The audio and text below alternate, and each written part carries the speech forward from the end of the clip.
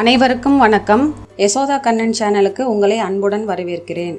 இன்றைக்கி நம்ம என்ன செய்ய போகிறோம்னு பார்த்தா, ஒரே மாதிரி டிஃபன் இல்லாமல் முற்றிலும் புதிய சுவையில் ஹெல்த்தியான உடனடி டிஃபன் தான் இன்றைக்கி நம்ம பண்ண போகிறோம். அதுக்கு ஒரு பாத்திரத்தில் தண்ணி வச்சுட்டு 2 டம்ளர் தண்ணி எடுத்துகிட்டு கேஸ் ஆன் பண்ணிவிட்டு வேர்க்கடலை, பச்சை வேர்க்கடலை கழுவி வச்சுருக்கேன். அதை கொஞ்சம் போட்டுட்டு ஒரு 4 வரமிளகா, 2 தக்காளி அதில் போட்டுட்டு மூடி வச்சுருவோம். இது ஒரு 5 நிமிஷம் வேகட்டும். நிமிஷம் ஆயிடுச்சு, கேஸ் ஆஃப் பண்ணிடலாம். மூடியை திறந்துட்டு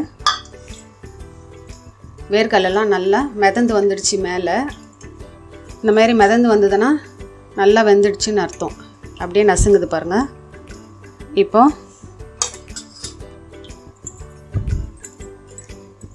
இதை ஃபில்டர் பண்ணிக்கலாம்.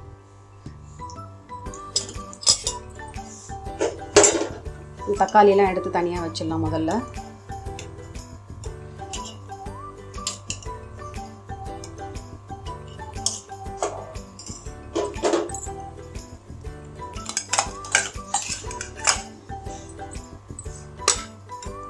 இப்போ இதை எடுத்து ஃபில்டர் பண்ணிப்போம்.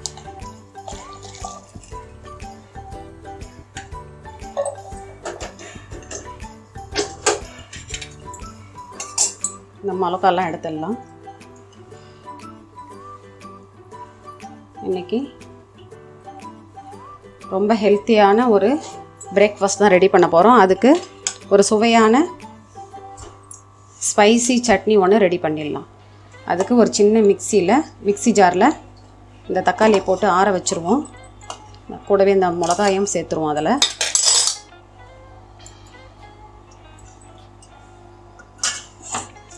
சேர்த்துட்டு அதில் கொஞ்சம் தேங்காய் துருவல்,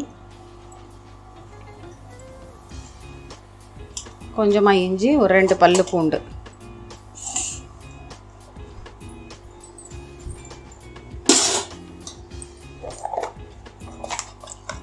கொஞ்சமாக சால்ட் போட்டு இதை நல்லா மைய அரைச்சி எடுத்துகிட்டு வந்துடலாம். இப்போது வேக வச்ச வேர்க்கடலையை ஒரு மிக்ஸி ஜாரில் போட்டு காரத்துக்கு பச்சை மிளகா நான் அதிலேயே போட்டுடுறேன். ஏன்னா அப்புறம் வாய்க்கு கடிப்படும். அதில் கொஞ்சம் சீரகம், கொஞ்சம் இஞ்சி துண்டு,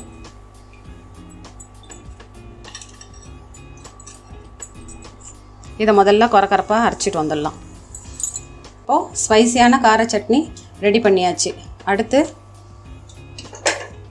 இப்போ நம்ம வேர்க்கடலை அரைச்சதை ஒரு பவுலில் போட்டாச்சு. ஒரு மிக்ஸி ஜார் எடுத்து 1 கப்பு கோதுமை மாவு, 1/2 கப் அரிசி மாவு, 1/4 கப் ரவை, அதில் கொஞ்சம் தண்ணி விட்டு மிக்சியில் ஒரு ஓட்டி எடுத்துகிட்டு வந்துடலாம். இப்போ மிக்ஸி ஜாரில் அரைச்சிட்டு வந்த மாவை இதில் மிக்ஸ் பண்ணிக்கலாம். மிக்ஸ் பண்ணிவிட்டு அதில் கொஞ்சம் வெங்காயம், கொஞ்சம் கருவேப்பிலை, கொத்தமல்லி பொடியாக நறுக்குனது, கேரட் துருவல் கொஞ்சம்,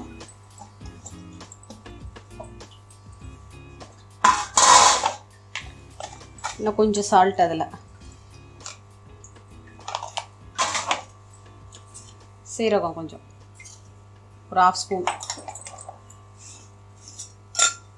கொஞ்சமாக மஞ்சப்பொடி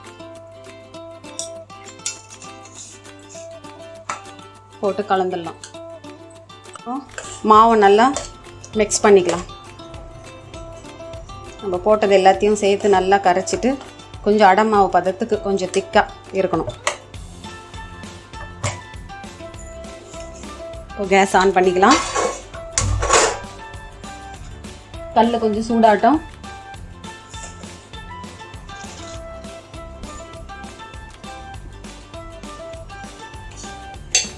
கொஞ்சம் ஆயில் விட்டு ஆனியன் போட்டு நல்லா தேய்ச்சிட்டு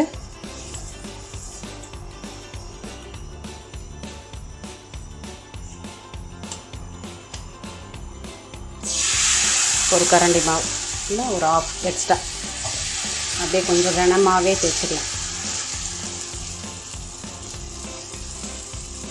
ரொம்ப மெலிசாக இல்லாமல் கொஞ்சம் கனமாக. அடை பக்குவத்துக்கு ஊற்றி தேய்ச்சிட்டு கொஞ்சம் சுற்றி எண்ணெய் விட்டுட்டு கேஸை சிம்மில் வச்சுட்டு மூடி வச்சிடலாம். ஒரு 2 நிமிஷம் வேகட்டும். இப்போது 2 நிமிஷம் ஆயிடுச்சு. திருப்பி போட்டுக்கலாம். திருப்பி போட்டு நல்லா ப்ரெஸ் பண்ணி விடுங்க. இந்த பக்கம் கொஞ்சம் நேரம் ஒரு 2 மினிட்ஸ் இல்லை 1 மினிட் இந்த பக்கம் குக் ஆகட்டும்.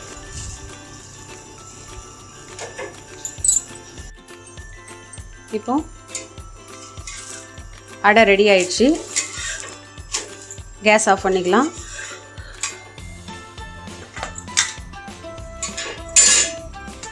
இப்போ ஹெல்த்தியான பிரேக்ஃபாஸ்ட் ரெடி ஆயிடுச்சு கார சட்னியோட. இட்லி தோசை மாவுக்கு பதில் இதை ஈஸியாக செஞ்சிடலாம். இன்னும் நம்ம சேனலுக்கு நீங்கள் சப்ஸ்கிரைப் பண்ணலன்னா சப்ஸ்கிரைப் பண்ணிக்கோங்க, லைக் பண்ணுங்கள், உங்கள் ஃப்ரெண்ட்ஸ் அண்ட் ஃபேமிலிக்கு ஷேர் பண்ணிக்கோங்க. நன்றி, வணக்கம்.